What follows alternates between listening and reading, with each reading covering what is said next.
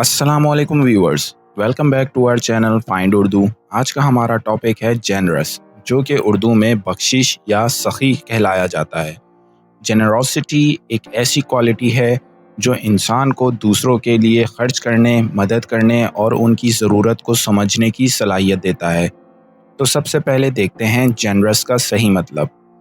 Generous का सही मतलब होता है किसी को बख्शिश या सखी से नवाजना, किसी और की मदद करना या किसी के साथ दरिया दिली दिखाना। जैसे कि डिक्शनरी में लिखा है, जेनरस एक ऐसी क्वालिटी है जो मटेरियल या इममटेरियल चीज़ों में दूसरों के साथ खुद को शेयर करने की आदत होती है। अब इसको समझने के लिए चलिए कुछ एग्जांपल्स देखते हैं। इमेजिन कीजिए, आपके दोस्त ने आपको कुछ ज़रूरी मालूमात दी जिसकी आपको बहुत ज़रूरत थी। अगर वो आपकी मालूमात आपके साथ शेयर करते हैं तो वो जेनरस हैं। He was generous enough to share his knowledge with me।